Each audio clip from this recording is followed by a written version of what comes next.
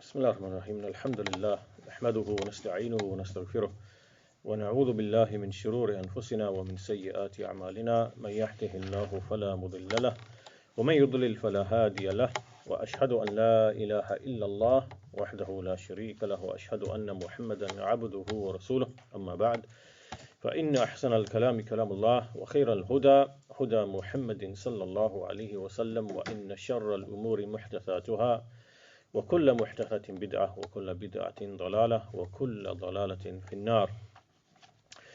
So we return to our lessons after a long break, and our topic for this series of lessons is going to be the book of Shaykh al-Islam Ibn Taymiyyah rahimahullah, Al-Uboodiyyah, Kitab al-Uboodiyyah, with the explanation of the noble Sheikh Salih al-Fawzan hafidhahullah.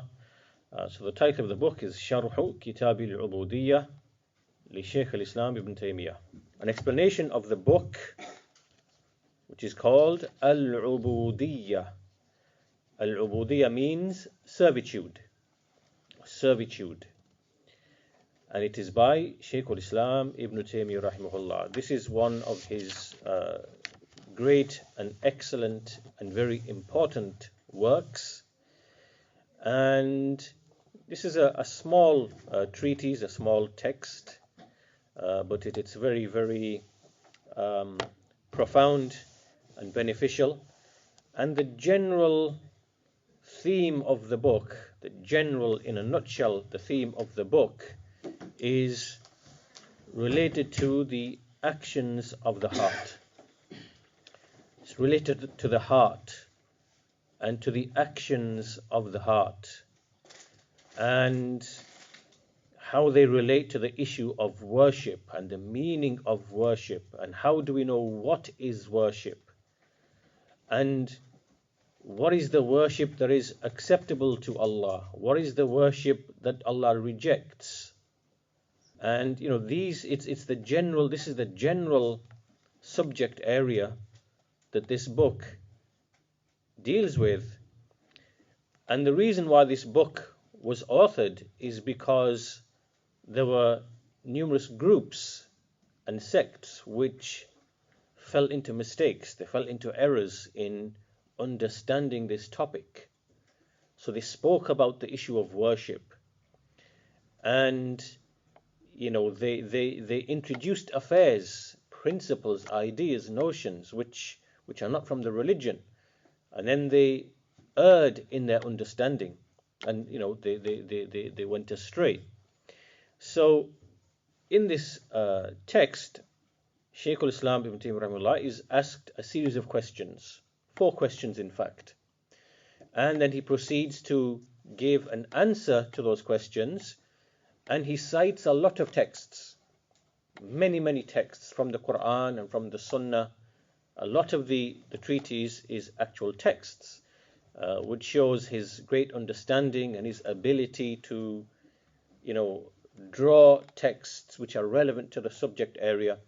So what we're going to do, inshallah ta'ala, is to, try to work through the text over these lessons, and we will use the explanation of Sheikh Salih al-Fawzan to expand upon the the meanings and the interpretations to help us understand this book more clearly. So, as we said, the book is called Al-Uboodiyyah. Al-Uboodiyyah, which means servitude, and the text of the question put to Shaykh al-Islam is as follows. Su'ila Shaykh rahimahullah an qawlihi azza wa jal. So the Shaykh, meaning Ibn Taymiyyah rahimahullah, was asked about the statement of Allah azza wa jal, Ya ayyuhan nas u'budu rabbakum alladhi khalaqakum, to the end of the ayah. So the Shaykh was asked about the verse which is in Surah Al-Baqarah, at the beginning of Surah Al-Baqarah, which is at the beginning, verses 21 and 22, which says, the meaning of which is, rough meaning, O mankind, worship your Lord, who created you and those before you, to the end of the verses. So the person asking the question, he mentions this verse, and then he says, فَمَا الْعِبَادَةُ وَفُرُوعُهَا. What is worship and what are its branches? Right? So this is the first question now. The first question. What is worship and what are its branches? Then the questioner says, وَهَلْ مَجْمُوعُ الدِّينِ دَاخِلٌ فِيهِ أَمْ لَا? Second question, which is, does all of the religion enter into worship? In other words, is all of it worship or not? Or is it not the case?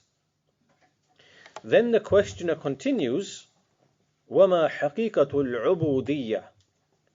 What is the reality of al-ubudiyyah? Meaning, what this servitude, this state or this condition of being in servitude, what is its reality? Can you what is its nature? What is its reality?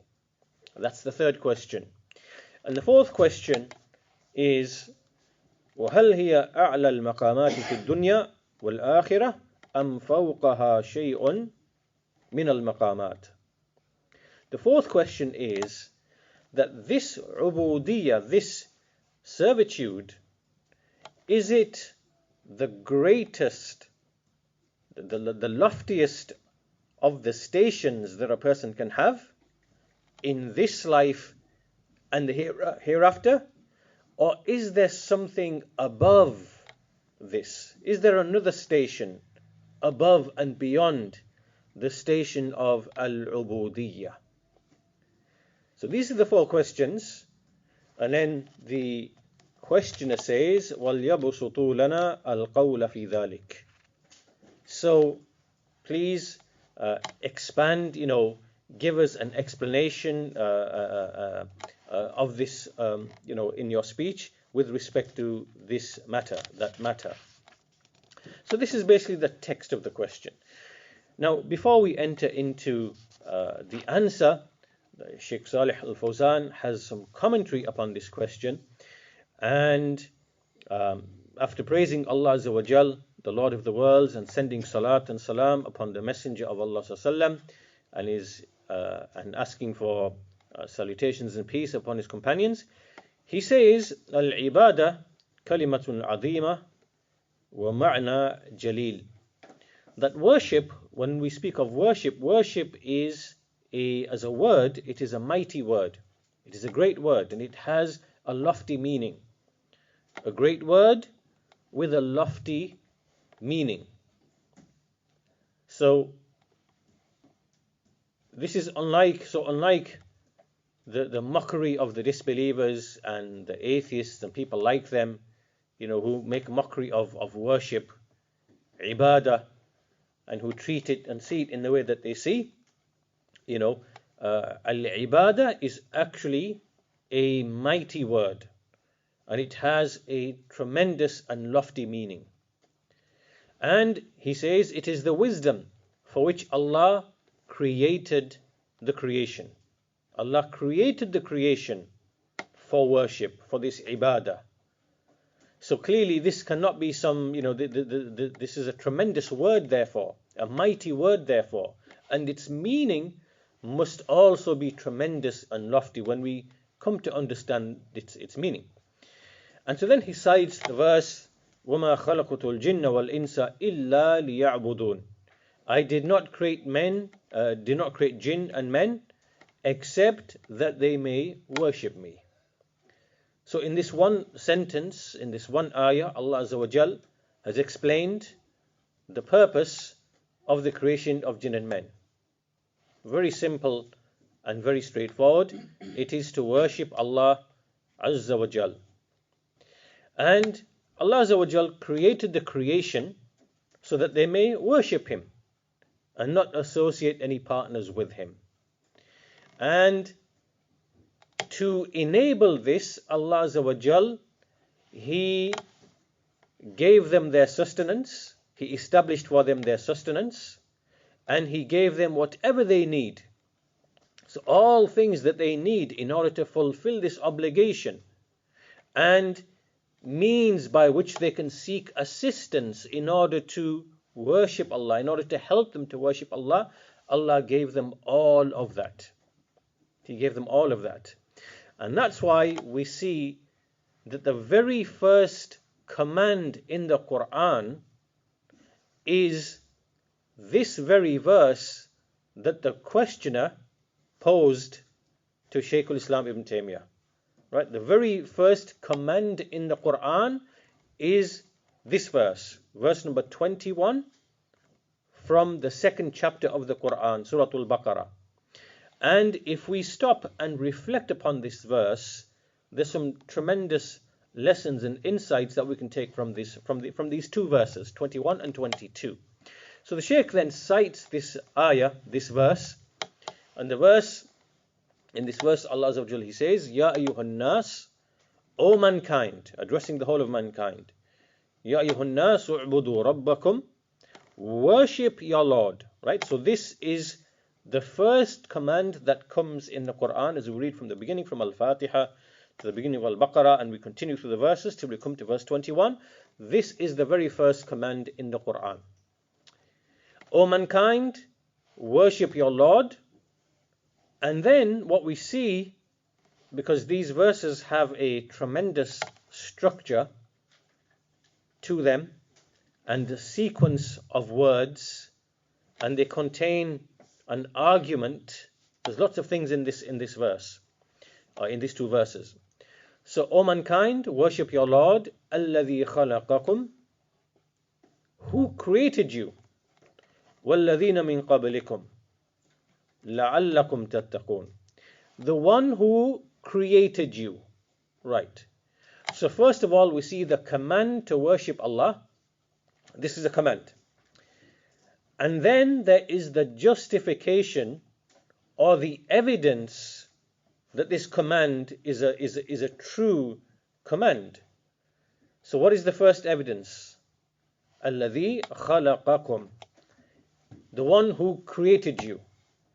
So in the creation of man, when you look at your own creation and you reflect upon your creation and everything to do with your creation, all of your form, your shape, your composure, your specific organs, the skin, the head, the face, the eyes, the ears, the internal organs, right? All of that is a clear, undeniable evidence that you are created and that someone created you, right? Because everything is in you is created with a purpose for a wisdom which is undeniable, right? And we can see that at every single level, right? Every organ, everything that you have, external or internal, what's visible, not visible, all of that, there are wisdoms behind it. And all of it is connected together to produce a being that is able to see and to hear and to think and to reflect and to choose and to perform actions, and all of the individual mechanisms at every level. All of this is undeniable, indisputable evidence that a person is created and that he has a creator. There's no other evidence after this that you need to show to a disbeliever or an atheist. And this evidence is empirical evidence, meaning that you are the evidence. You are the evidence. You are the physical evidence. Just like, this device here, in and of itself is clear evidence of the one who made it. And that's the end of the story. That's finished. There's no more argument after this. Right? Because in this device there is knowledge, there is wisdom, there is purpose, right? And those attributes can only exist in a being.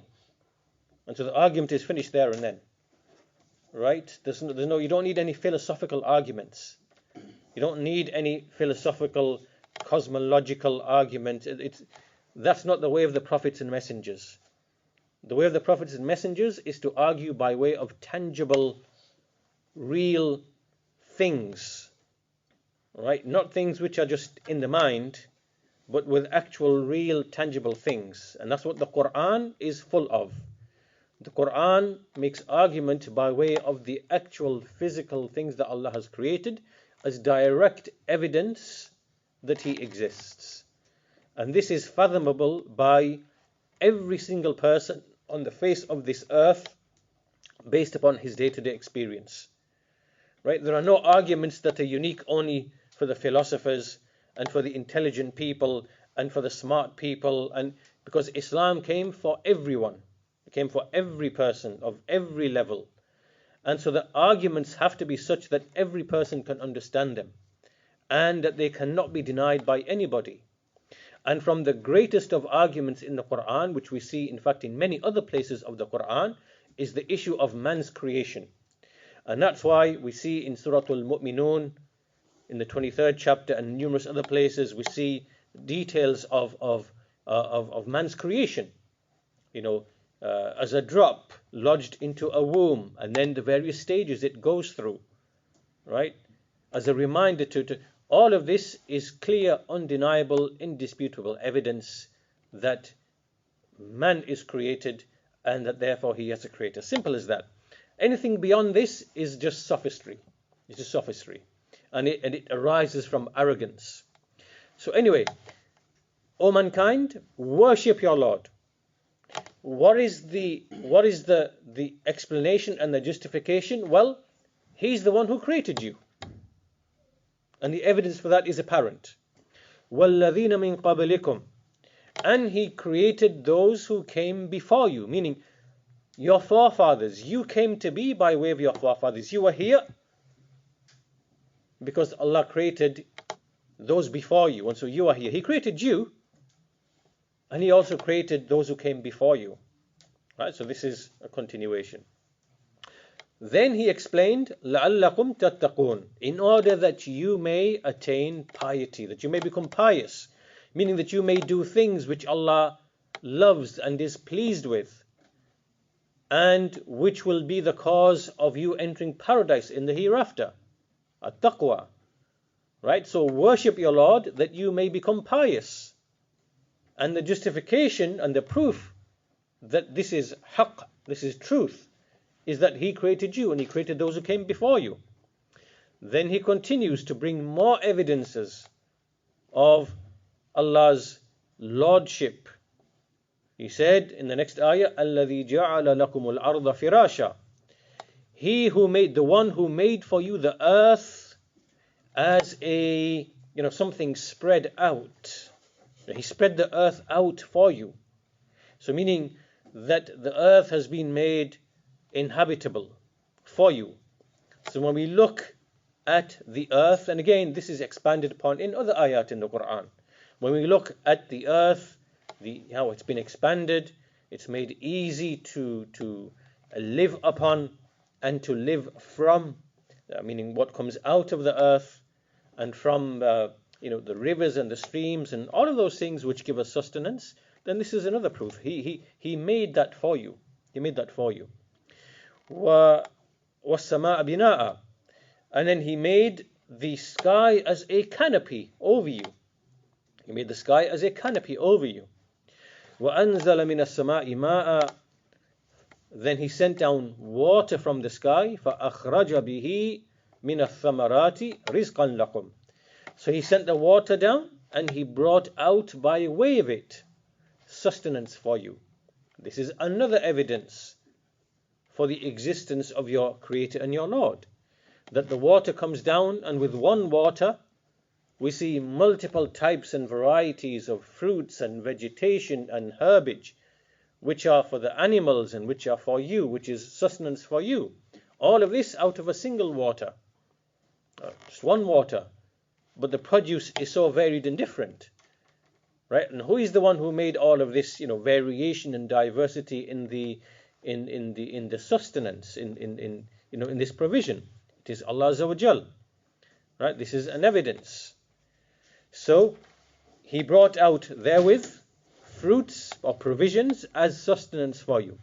So first of all, we have the command, Ya ayyuhan nasu u'budu rabbakum, O mankind, worship your Lord. Then we have a series of evidences, right, that he created you and your forefathers, those who came before you, and he spread out the earth for you and made the sky as a canopy, and he sent down water by way of which he brings provision and sustenance. Then at the very end is a prohibition, right? So the ayah begins with a command and ends with a prohibition, right? And what is the prohibition? فَلَا تَجْعَلُوا لِلَّهِ أَنْدَادًا وَأَنْتُمْ تَعْلَمُونَ. So do not make for Allah any rivals whilst you know. Knowingly, do not make any rivals for him. And what is the basis and the justification for this prohibition? It's what has preceded. Because he is the one who created you. He is the one who subjected the earth and the sky for you, and brought down water from the sky and brought out provision from the earth. That he is the one who is your Lord, your creator, your provider, your sustainer. And so therefore, do not make any partners and rivals to him in worship. So command at the beginning, prohibition at the end, in the middle, various arguments and indications to justify the command and the prohibition. Right? So this is an explanation of the kalima la ilaha illallah. Right? There is no deity worthy of worship except Allah. Worship your Lord at the beginning of the ayah, and do not set up rivals for him at the end of the ayah. And in the middle, arguments for his rububiyyah, which are apparent and evident for everybody to see and witness and observe and experience. And when you eat something, you are experience. You are. This is the rububiyyah of Allah Azza wa Jal, right? When you eat an apple, when you eat a fruit, when you have a meal, when you drink water, you are witnessing and experiencing all of this that Allah Azza wa Jal is pointing out to you. How then can you deny this after all of this? Right? So this is a very, very important verse at the very beginning. And we can see that the command that it gives is to worship Allah. So therefore the question arises, what is worship? Right? What is ibadah? What is uboodiyyah? So anyhow, the Shaykh continues and he says that this is the first call in the Mus'haf. It's the first call, meaning the first where Allah Azza wa Jal says, Ya ayyuhan nas. And Allah Azza wa Jal has basically addressed all of mankind. He did not specify some people as opposed to others. Rather, everyone has been ordered to worship Allah Azza wa Jal. No one has been exempted from this, right? So the atheist, the Jew, the Christian, the Hindu, the Buddhist, everybody, this command applies to all of the people of the earth without exception. And no one is exempted from this. No one falls outside of this, not a messenger, not a prophet, not any of the righteous, not any of the pious friends of Allah Azza wa Jal, and nor the generality of people. Everybody enters into this. And this call is addressed to all of them. It's addressed to the Muslim and it's addressed to the kafir, to the disbeliever. Because he said, Ya ayyuhan nas. So this is clearly a general word. Now, Shaykh then goes on to explain a point, which is that when we speak of servitude, there are two types of servitude. Servitude, we mean that someone is a slave to Allah, is enslaved to Allah, is under the will, the control, the command, the power of Allah Azza wa Jal. So there are two types of servitude, two types of uboodiyyah. There is one which is universal. It's universal, meaning that every single being or thing from Allah's creation is actually in servitude to Him, in submission to Him. Right? But this is from the angle of Allah's creative power. From the angle of Allah's creative power. What does that mean? It means, for example, that, if a person does not drink water, he's going to die. Right? This is the same if you're a Muslim or if you're not a Muslim. Whether you're pious or not pious. Whether you worship idols or whether you worship Allah Azza wa Jal. Right? There's no difference in this for any of Allah's, for Allah's creatures. And this is because Allah Azza wa Jal has made everyone to be, to come under his system of creation and his laws in his creation. Everyone is a slave in that respect. Nobody can escape from that. Right? No one can escape death. And no one is able to, for example, no one can take himself outside of the laws in Allah's creation, except of course what happens by way of Allah's miracles, right?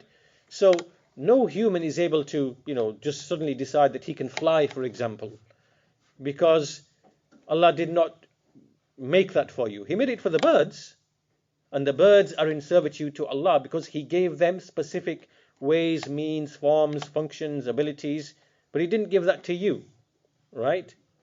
So it's in this sense that we mean that all of the creation is basically a slave to Allah, is an abd of Allah, in this sense, in the universal creational sense. And that's why there is a verse in the Quran which mentions this, which alludes to this. And it is the statement of Allah Azza wa Jal in Surah Maryam, in the chapter on Maryam, chapter 19, verse number 93. In kullu man fis samawati wal ard illa atir rahmani abda. There is none in the heavens and the earth except that it comes to Allah as a slave, as an abd. So this is universal. It applies to everybody, because the ayah said there is none, or verily whatever is in the heavens and the earth does not come to Ar-Rahman except as a slave. Right. So everything is in servitude to Allah. And this is because Allah Azza wa Jal has created everything and has subjected everything according to His laws. Right. So the sun is in servitude to Allah because it has been subjected in a certain way. The sun can never depart from the course which has been set for it, except as Allah wills. Likewise the moon, likewise the stars, and everything else, all of the living creatures, the rocks, the non-living things, the inanimate things, all of them are subject to the laws of Allah. So everything is in servitude to Allah. So this is one type of ubudiyyah, right? And everyone is equal in this respect. However, there's another type of ubudiyyah which involves choice, because the first one does not involve choice. Right? There's no choice involved in the universal type of ubudiyyah, because everybody is automatically a slave of Allah. Everybody is automatically a slave of Allah. He doesn't have a choice because he's subject to all of the creational laws by which Allah governs His creation. He's got no choice. He is an abd. Right. But there is another type of ubudiyyah, servitude, which only takes place by way of choice.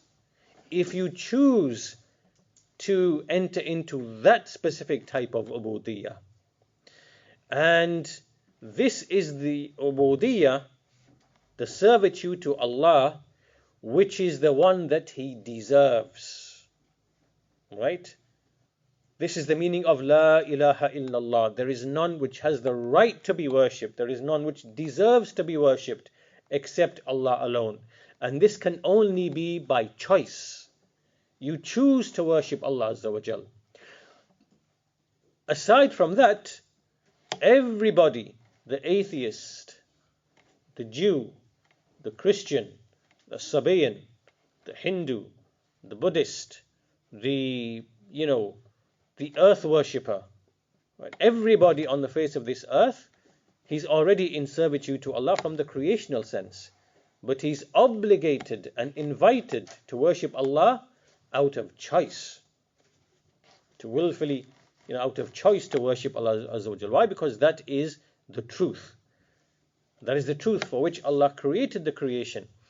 And the truth is that none deserves to be created, there is none which creates, there is none which provides, there is none which sustains, except Allah Azza wa Jal. So therefore none deserves to be worshipped except Allah Azza wa Jal. And so, since the issue of worship is so important, and it is the very purpose for which Allah created the creation, and it is something that all of Allah's creatures, the jinn and the men, are obligated to do out of choice, then clearly this issue of worship cannot be a light matter. It's not a light matter. It's not something that can be neglected. It must be understood thoroughly. Its definition must be known, and its manifestation and types must be known, right?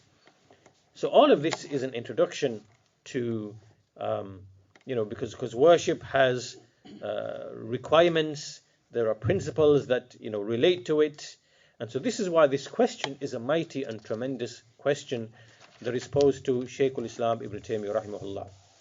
So the questioner began with that verse, and he said, what is ibadah, what are its types or its branches, and is all of the religion, does it enter into worship or not, and what is ubudiyyah, what is its reality, and is it the loftiest station in this world and hereafter, is there something greater than it or above it? So the Shaykh also has, he comments some more, in fact, before we move to the answer of Shaykh al-Islam Ibn Taymiyyah, and we'll just go through that as well. So he says, the questioner said, فَمَا الْعِبَادَةُ, what is ibadah? So it is essential that we know what is the meaning of correct, sound worship, and what is false, futile, vain worship.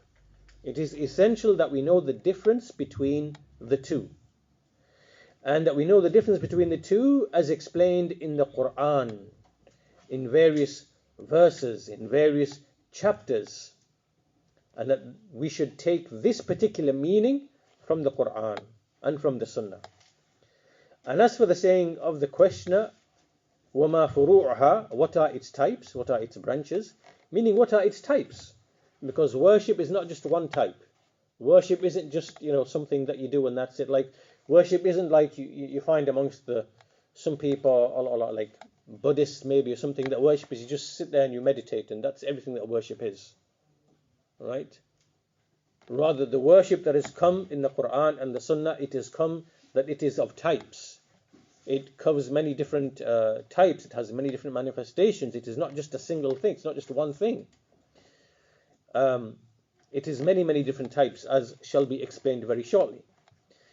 And then the questioner said, does all of the religion enter into what is worship or not? Meaning, is all of the religion worship? And the answer is, yes, it is. All of the religion is worship, because everything that the religion has commanded us with is worship. And the explanation of this will actually come shortly as well. Ibadah is not simply just restricted just to, you do some rituals and you do some acts of worship and that's it. No. Rather, worship encompasses more than just the actual ritual acts of worship. Right? So ibadah is not just the 5 prayers. It is not just bowing and prostrating. Right? It is not just making dhikr. There is much more that enters into worship than just these, types of worship. Then the questioner said about al-Uboodiyyah, is it the loftiest station, or is there something higher than it? And the Shaykh says, basically summarizing what's to follow, that al-Uboodiyyah, the servitude to Allah, is the highest station of the stations. There isn't anything which is above it from the affairs of the religion. And this Uboodiyyah is what all of the messengers call to, and no one can basically escape outside of it. Then the Shaykh finishes by making a point which is, what is the difference between al-ibadah and al-ubudiyyah? Because they both are similar sounding words. What's the difference between the two? Al-ibadah, when we use the word al-ibadah, worship, then this refers to whatever Allah Azza wa Jal has commanded. Right. So meaning that all of the specific things that Allah has commanded, such as prayer, for example, and fasting, and remembrance of Him, and goodness, good behavior to the parents, these are actions and things that Allah has commanded. This is what we mean by ibadah. Ibadah means things that are commanded, things that are done. Right. Meaning these are the acts of obedience and keeping away from what Allah has prohibited. This is ibadah. But as for al-ubudiyyah, then this is in relation to people, right? It refers to a state or a description for a person. This relates to people, right? So all of the people without exception are under the ubudiyyah of Allah. They are under the servitude to Allah in the universal sense that we already discussed. In the universal sense, the Muslim, non-Muslim, they are all slaves of Allah without there being any choice for them, right? Because they are subject to the laws in Allah's creation. And then also there is those amongst them who choose to be slaves to Allah out of obedience, willfully out of choice, by doing what He commanded and by keeping away from what He prohibited. So this now is the ubudiyyah that Allah commanded in His book and upon the tongues of His messengers. Right? So this is related to people, whereas ibadah refers to the actual acts, the actions, right? The commands, the prohibitions. So the Shaykh then goes on to finish by simply saying that one type of servitude is something that is, it's imposed, it's something that no one can escape from, and another type of ubudiyyah is something that is chosen and it is done willfully out of choice.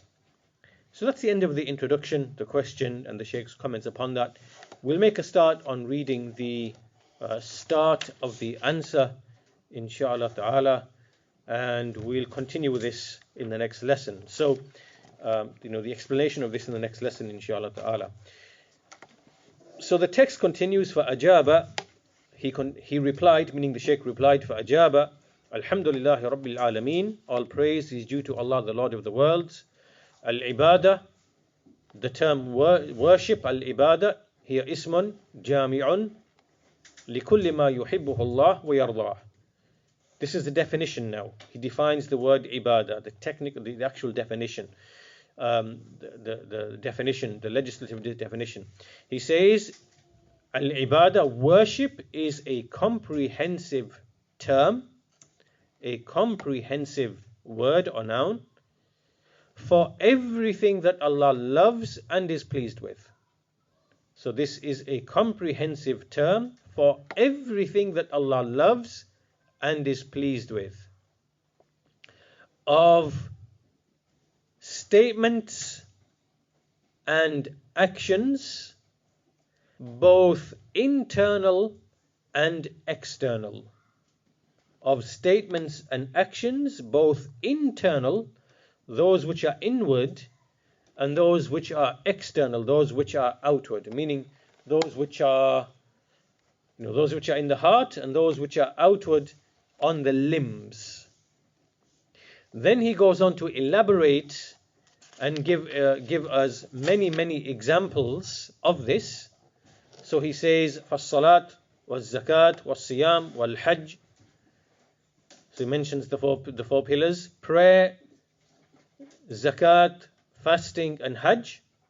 These are all examples of worship, what Allah loves. وَصِدْقُ الْحَدِيثِ, being truthful in one's speech. وَأَدَاءُ الْأَمَانَةِ, fulfilling one's trusts, وَبِرُّ الْوَالِدَيْنِ, and righteousness to one's parents, وَصِلَةُ الْأَرْحَامِ, and keeping the ties of kinship with your relatives, وَالْوَفَاء بِالْعُهُودِ, and fulfilling one's covenants, وَالْأَمْرُ بِالْمَعْرُوفِ وَالنَّهْيُ عَنِ الْمُنكَرِ, and commanding the good and prohibiting evil, وَالْجِهَادُ لِلْكُفَّارِ وَالْمُنَافِقِينَ, and striving against the kuffar and munafiqeen, وَالْإِحْسَانُ إِلَى الْجَارِ وَالْيَتِيمِ وَالْمِسْكِينِ وَابْنِ السَّبِيلِ وَالْمَمْلُوكِ مِنَ الْآدَمِيِّينَ وَالْبَهَائِمِ, and being benevolent, being kind to the neighbor and the orphan and the poor person and the person who is the person traveling, the traveler, and the slave from amongst the men, and likewise from the animals. And ad-du'a, which is supplication to Allah, ad-dhikr, remembrance of Allah, wal-qira'ah, recitation, meaning of the Quran, وَأَمْثَالِ ذَلِكَ مِنَ الْعِبَادَةِ, and the likes of this, which is from worship. So all of these things he mentioned here, what are they? They are statements and actions which are outward. They are all things that we see from a person taking place by a person, right, from the things he says and from the actions that he performs. And then he goes, وَكَذَلِكَ حُبُّ اللَّهِ وَرَسُولِهِ وَخَشْيَةُ اللَّهِ. He goes on to mention now these are the inward things, the actions which we can't see. I can't see these things taking place in your heart, right? These are things which are inward and which are not observed. So, for example, it is to love Allah, to love His Messenger, to have awe of Allah, khashyatullah, wal-inaba to ilayh, and to return back to Him, to be, to return back to Him, wal-ikhlasu dini lahu, and to make the religion purely and sincerely for Him, was-sabr li-hukmihi, having patience upon His judgment, was-shukr li-ni'amih, and to be grateful for His favors, wal-rida bi-qada'ih, to be satisfied and pleased with His decrees, وَالتَّوَكُّلُ عَلَيْهِ, and to place reliance upon Him, وَالرَّجَاء لِرَحْمَتِهِ, and to hope in His mercy, وَالْخَوْفُ لِعَذَابِهِ, to be fearful of His punishment, وَأَمْثَالُ ذَلِكَ هِيَ مِنَ الْعِبَادَةِ لِلَّهِ, and the likes of this. All of these are from the worship of Allah. So meaning that these are all actions of the heart which are inward.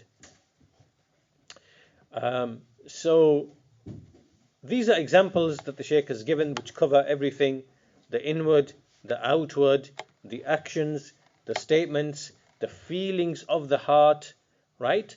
So all of this enters into worship, and worship is of many types and categories. So what we'll do, inshallah ta'ala, we'll conclude our first lesson here at this point.